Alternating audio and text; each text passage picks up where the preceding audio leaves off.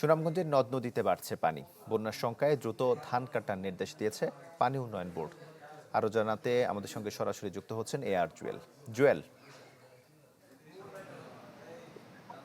হ্যাঁ, তোমাল গতকালকে থেকে কিন্তু পানি উন্নয়ন বোর্ড একটি বিজ্ঞপ্তি দিয়েছিল যে আগামী 2-3 দিন বৃষ্টিপাত হবে, এবং গতকালকে তো কিন্তু ভারতের যে চেরাপুঞ্জি, সুনামগঞ্জ সীমান্তে যে মেঘালয় যে চেরাপুঞ্জি, সেখানেও বৃষ্টিপাত হচ্ছে। গতকাল 284 মিলিমিটার বৃষ্টিপাত হয়েছে, যার কারণে কিন্তু সুনামগঞ্জের সবগুলো নদীর পানি বৃদ্ধি পাচ্ছে। গতকাল রাত থেকে এখন পর্যন্ত পানি বেড়েই চলছে, যার ফলে কিন্তু পানি উন্নয়ন বোর্ড কর্মকর্তারা যারা নির্দেশনা দিয়েছিলেন যে হাওরের যে পাকা ধান আছে সেগুলো দ্রুত কেটে নেওয়ার নির্দেশনা জারি করেছে। এবং আজকেও সেই ফসল কাটার এবং ফসলের ক্ষয়ক্ষতি এড়াতে জেলা প্রশাসন কার্যালয়ে একটি জরুরি সভা হয়েছে, এবং তারা বলছেন যে যেহেতু আগামী 2-1 দিন নদ নদীর পানি এবং বাড়ার একটা সম্ভাবনা রয়েছে, এবং চেরাপুঞ্জি সহ সুনামগঞ্জ অঞ্চলে বৃষ্টিপাতের একটা আশঙ্কা রয়েছে, যার কারণে কিন্তু নদ নদীর পানি আরো বাড়তে পারে।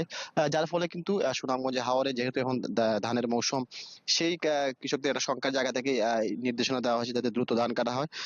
এবং একটা বিষয় বলে রাখি, গেল কয়েকদিনে কিন্তু এমনিতেই হাওর অঞ্চলে জলাবদ্ধতার কারণে কিন্তু ফসল পানিতে ডুবে আছে, অনেক ফসল হানি হয়েছে। তার উপর আসলে বন্যার এই পূর্বাভাস অনেকটা কৃষকের দুর্যোগের মতো খাড়া হয়েছে। কৃষকরা বলছেন যে এমনিতেই জলাবদ্ধতা, অনেক ফসল পানিতে তলিয়ে আছে, সেই ফসল বাঁচাতেই আমরা দেখেছি অনেক কৃষকরা এখনো লড়ে যাচ্ছেন। তার উপর বন্যার এই পূর্বাভাস কৃষকদের একটা নতুন দুর্যোগ বলা যায়।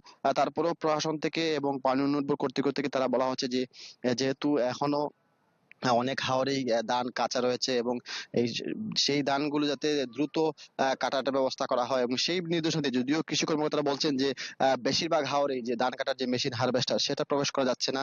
পাশাপাশি শ্রমিক সংকট রয়েছে, সেই কারণে কিন্তু কৃষকরা ধান দ্রুত কাটতে পারছেন না। এবং কৃষক যে হাওর বাঁচাও আন্দোলন কিংবা নদী রক্ষা আন্দোলনে তারা বলছেন যে হাওরে আসলে নতুন দুর্ভোগ বলা হয় যাকে, যেহেতু এখনো কৃষকরা সেই ধান কাটতে প্রায় অর্ধেকের বেশি হাওরে কাঁচা ধান রয়ে গেছে। সেই কাঁচা ধান কাটা কৃষকদের জন্য একটা কষ্টসাধ্য ব্যাপার এবং খুব বিশাল ক্ষতির ব্যাপার। সেই মিলিয়ে কৃষকরা একটা চরম বিপাকে আছেন, যেহেতু এখনো হাওরের বেশিরভাগ ধান কাঁচা। সেই কাঁচা ধান তারা কিভাবে কাটবেন, মাথায় আবার বন্যার একটা আশঙ্কা রয়েছে। সব মিলিয়ে কৃষকরা আসলে এখন একটা দিশেহারা অবস্থায় আছেন সুনামগঞ্জ হাওর অঞ্চলের।